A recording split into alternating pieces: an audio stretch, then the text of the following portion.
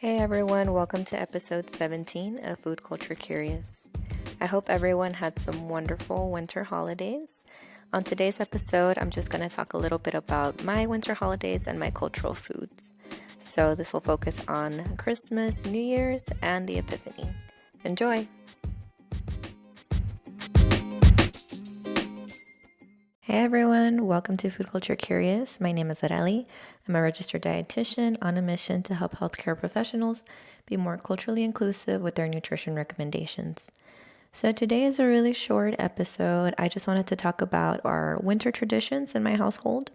So in general, just talking about Christmas, New Year's, and the Epiphany. So for Christmas this year, we were at my cousin's house and there we had tamales. So as many of you are familiar with, tamales are made out of a corn masa. We use banana leaves as the outer wrapping. And the filling this year consisted of pork, picadillo, which is a ground beef mixture with vegetables and a tomato base. Usually the vegetables are peas, carrots, and potatoes, things like that. And then we also had some tamales that had chicken and green salsa. These were something new that my tia was trying.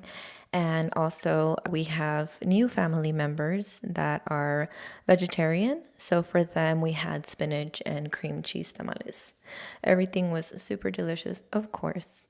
And then as far as desserts, there was a bit of variety. So in my husband's family, they do what today I learned actually has a name. I was never aware of this. So it's the ambrosia salad. And this is something that I grew up with as well, but his family has it on the 24th. And so for Christmas Eve, his family makes this salad that is consisting of fruits. It has usually canned fruits, but you can use fresh fruits and cut that up. You mix it with whipped cream and marshmallows. And of course, there's different variations of this. In my family, we did nuts. Some families use coconut, but it's a very light, sweet, satisfying dessert. And then, of course, on my side of the family, we have the Christmas cookies that my tia always makes. She's the one that made the wedding cookies for my wedding. And so I completely love her cookies. Her cookies are fire.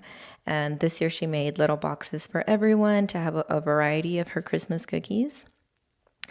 But I told my husband my absolute favorite are the ones that she makes with chocolate chips and nuts. So I told him, I will trade you your entire box of cookies if you just let me have the chocolate chip and nuts ones because those are my absolute favorite.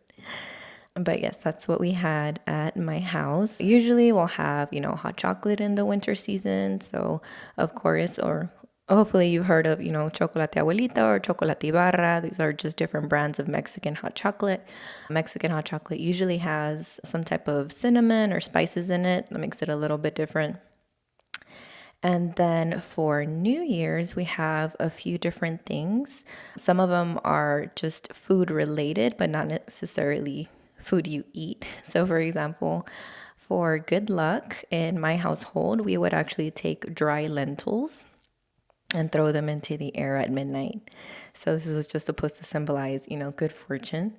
We have the New Year's grapes, which you have a grape every second when the new year enters, and you make a wish upon 12 different grapes. So you get 12 different wishes. And that part is always really nice. And as far as desserts around New Year's, we have buñuelos in my household. Buñuelos are typically a tortilla that's fried and is covered with sugar and cinnamon. And for Epiphany or January 6th, there's a traditional bread that we eat that's called la rosca de reyes or the Three Kings bread. So this is supposed to symbolize the story of the Epiphany where the three wise men or the three kings found baby Jesus. So the bread itself is a sweet bread and it's in the shape of an oval. And it has fruits and toppings on it. And it inside has a figurine of baby Jesus. So the figurine of baby Jesus being hidden inside the bread is supposed to be symbolic for how Mary and Joseph had to hide baby Jesus from King Herod.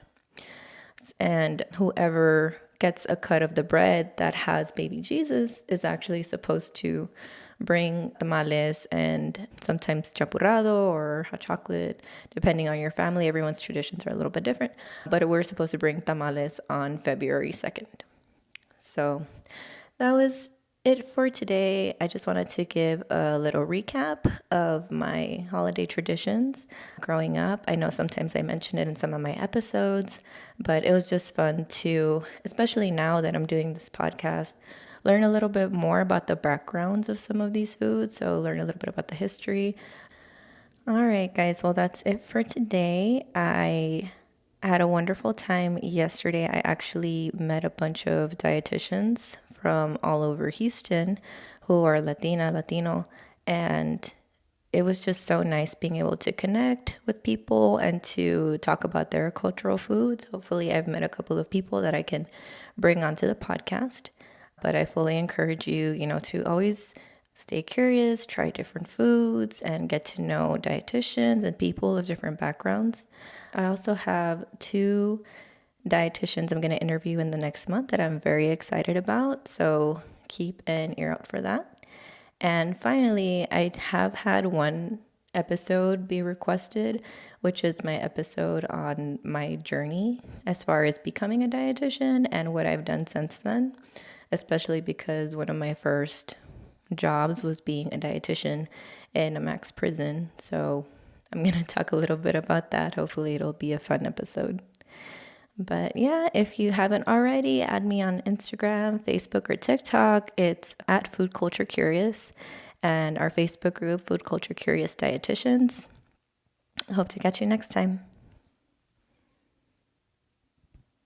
If you are interested in supporting this podcast, you can buy me a coffee at buymeacoffee.com/Food Culture Curious. Or as always, you can support by sharing, following, or rating this podcast. Every click from y'all means the world to me.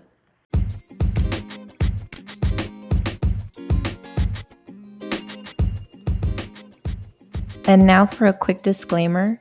Food Culture Curious is for educational and entertainment purposes only and does not take the place of medical advice from licensed healthcare professionals. If you need to seek medical advice, please speak to your healthcare provider. Thank you for listening.